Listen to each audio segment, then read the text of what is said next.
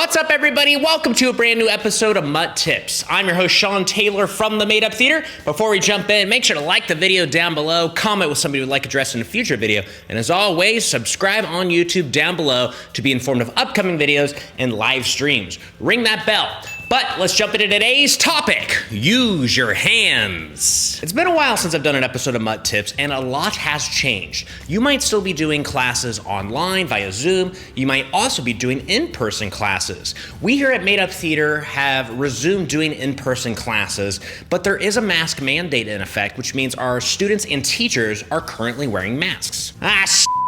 Another disadvantage, right? Wrong! I told everybody who took one of our online classes, don't focus on the disadvantages, the negatives, of not being physically with each other, of being trapped in this box. I said burst through the box and focus on the things that you can bring to this platform. And similarly, we're now covering our face, which is a disadvantage, but let's not focus on that. Let's focus on the advantages. When your face is covered, what do you have to do more? Use your body more, and today, use your hands more. Immanuel Kant said, the hand is the visible part of the brain because our hands are usually the first thing to act upon a thought when we physically want to do something. If you think to yourself, I'm gonna write that novel, your hand reaches out, grabs that pen, and starts writing. And the hand is also very much connected to the heart as well. It's a great way to convey emotions. Heck, even each finger represents something emotional. Good job, buddy. You, over here. Let's just say I'm in love. You swear? One of my favorite lines of dialogue from any movie is from the movie There Will Be Blood. A fantastic movie, and there's a great line in it that's accompanied by just a superb hand gesture, which helps imprint that scene in my head to this day. There's a scene where Daniel Day-Lewis goes up to Paul Dano's character and says, I drink your milkshake. I drink it up. And his powerful hand gesture just puts that big punctuation mark at the end of that line. And hey, we're improvising and masked right now. Let's look at Darth Vader. Look at that guy. He's wearing a mask. We have no idea what his facial expressions are presenting. He's shrouded in mystery, but he uses his hands to show his power, his authority, his emotion, his anger, So like when he is using the Force, he will choke somebody with the power of his hand and deflect lasers with the power of his hands. But he also shows, power with that clenched fist as he says a line. As he reaches out to Luke to join the dark side, that's another really strong gesture. And we don't need his face. We can see what this man represents when he uses his body and uses his hands. So let's practice use our hands. And I'm gonna show you what I mean in terms of how hands can help alter your speech and your choice as well. So let's take a line of like, you really need to use your brain, Saying it neutral like that, you really need to use your brain. But if I incorporate my hands into it, I might go like this, you really need to use your brain.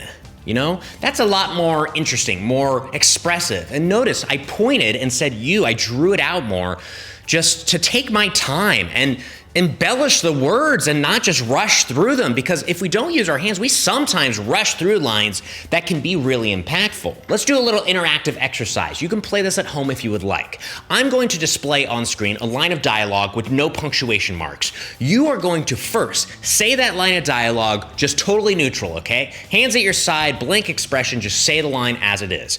And then I'm going to still display that line, but I'm going to display a characteristic, a personality trait, some type of thing that you're gonna use to inspire how you say the line, but also what you do with your hands, okay? And then I'll ding a bell and throw you out a new personality trait. And again, we're just gonna play with different personality traits and see how these change. Not only like how we say the line, which again, you can pause, you can sustain words a little bit longer, you can change this tempo, maybe it's a slow delivery, fast delivery, but also your hands, okay? Use your hands as a way to complement the line of dialogue and your character trait. Let's try it out.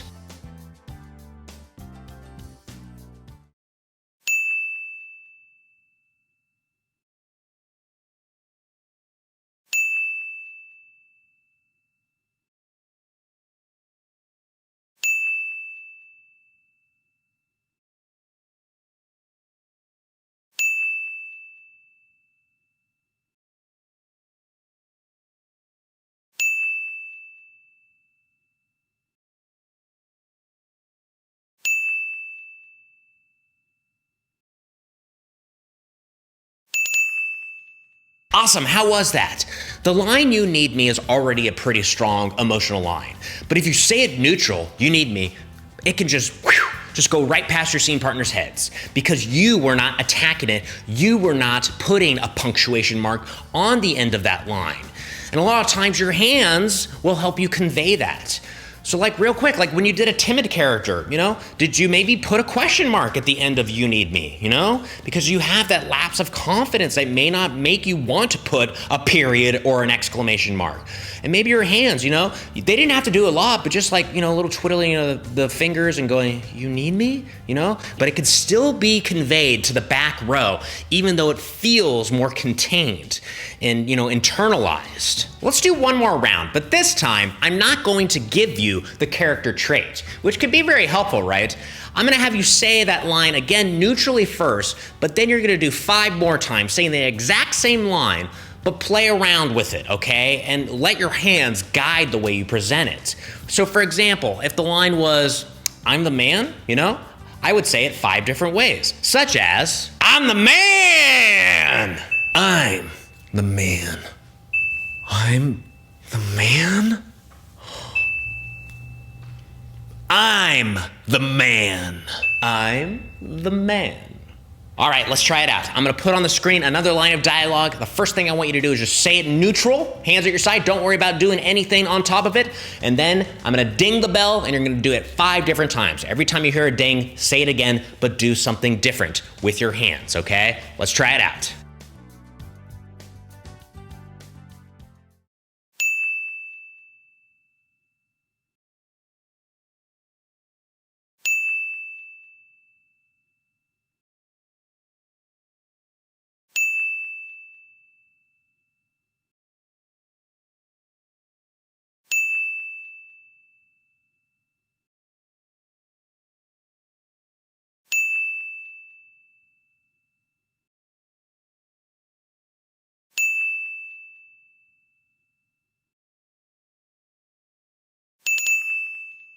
Awesome, how was that?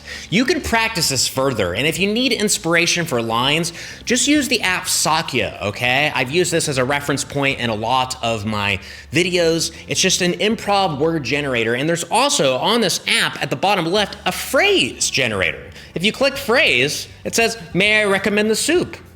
"May I recommend the soup?" And just like that, you can do it 5 different times or even just once and really focus on letting your hands convey that line. And that concludes this episode of MUT Tips, everybody. Thank you so much for being patient. If you enjoyed the video, like, comment, subscribe, obviously. Forward the video to people who might find it helpful. Show it to people you think might need help using their hands on the stage. Again, it's all about just being more of a performance rather than just a conversation on stage. This is theater, folks. So thanks again. Check out our live shows Saturday nights at 8 p.m. We're taking this Saturday off because it's Labor Day weekend, but if you subscribe on YouTube, you'll be notified when we do upcoming videos and live streams. Thanks a lot, everybody. I'll see you next time for another episode of MUT Tips. Bye.